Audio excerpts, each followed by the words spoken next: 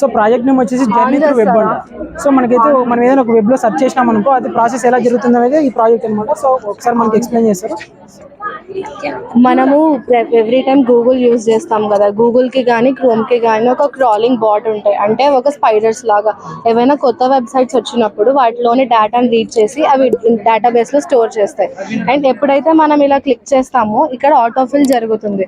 అంటే ఇక్కడ మనకు రిలేటెడ్ అయిన మనకు ఏమైతే రిలేట్ ఉంటాయో అవన్నీ వస్తాయి. ఆటోఫిల్ అయిన వెంటనే మనకు లింక్స్ వస్తాయి కదా, ఏవైతే లింక్స్ మనకి ఎక్కువ మంది యూజ్ చేసి ఉంటారో ఆ లింక్స్ టాప్లో ఉంటాయి, అండ్ ఏవైతే తక్కువ మంది యూజ్ చేశారో బాటంలో ఉంటాయి. అండ్ ప్రతి లింక్ మనకు అబ్జర్వ్ చేస్తుంటే HTTPSతోనే స్టార్ట్ అవుతుంది. అంటే అదొక protocol, hyper text transfer protocol secure. అంటే మనము ఏ వెబ్సైట్ అయితే ఓపెన్ చేద్దాం అనుకుంటున్నామో మనకు వాళ్ళ పర్మిషన్ కావాలి, మేము ఈ వెబ్సైట్ ఓపెన్ చేద్దాం అనుకుంటున్నాం అని. అప్పుడు మనం క్లయింట్ లాగా చేంజ్ అవుతాం. అండ్ ఎవరికైతే మనం రిక్వెస్ట్ చేయాలో వాళ్ళు సర్వర్ అవుతారు, అంటే ఎవరైతే ఆ వెబ్సైట్ని క్రియేట్ చేశారో. మధ్యలో మనకు వాళ్ళ డొమైన్ నేమ్ తెలుసు కానీ వాళ్ళ సిస్టమ్ IP అడ్రస్ తెలియదు. DNS ద్వారా మనకు సిస్టమ్ IP అడ్రస్ వస్తుంది. అండ్ డేటా అనేది డిఫరెంట్ నెట్వర్క్స్ నుంచి ట్రావెల్ సర్వర్ని రీచ్ అవ్వాలంటే మనకు సేఫ్గా సెక్యూర్గా ఉండాలి కదా.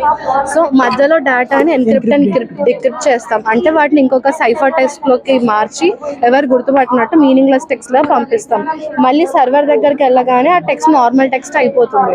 అండ్ అక్కడ వాళ్ళు మన రిక్వెస్ట్ని యాక్సెప్ట్ చేసి అక్నాలెడ్జ్మెంట్ పంపించిన వెంటనే మనకు వెబ్సైట్స్ ఓపెన్ అవుతాయి. వెబ్సైట్ ఓపెన్ అయిన తర్వాత మనం మళ్ళీ వెబ్సైట్ ఓపెన్ చేసినప్పుడు ఆ డేటాను యాక్సెస్ చేయాలి అంటే మనకు అది ఒక దగ్గర స్టోర్ అయి ఉండాలి. సో దట్ మళ్ళీ సింక్ అయి ఓపెన్ అవ్వాలి లాగిన్ అయినప్పుడు. సో అక్కడ మనం క్లౌడ్ స్టోరేజ్లో స్టోర్ చేస్తాం. సో దట్ మనం ఏ డివైస్ నుంచి మళ్ళీ లాగిన్ అయినా డేటా అనేది యాక్సెస్ అవుతుంది. సో ఈ టోటల్ ప్రాసెస్ వచ్చేసి మనం ఏదైనా గూగుల్లో సెర్చ్ చేస్తే మనకి ఇన్ఫర్మేషన్ ఎలా వస్తుంది, ఏదైనా గూగుల్లో సెర్చ్ చేస్తాం కదా, సో ఆ ఇన్ఫర్మేషన్ అనేది మన దగ్గరికి ఎలా వస్తుంది అనేది ప్రాజెక్ట్ మొత్తం. సో ఇది లింక్స్ నుంచి వెళ్ళి వాళ్ళ డేటాబేస్ సర్వర్ నుంచి డేటా ఎన్క్రిప్ట్ అండ్ డీక్రిప్ట్ అయ్యి ఇలా మనకైతే ఫైనల్గా మనం సెర్చ్ చేసిన రిజల్ట్ అయితే మనకి ఇలా షో అవుతుందంట. సో అదే ఈ ప్రాజెక్ట్ వచ్చేసి. సో థ్యాంక్ యూ అక్క.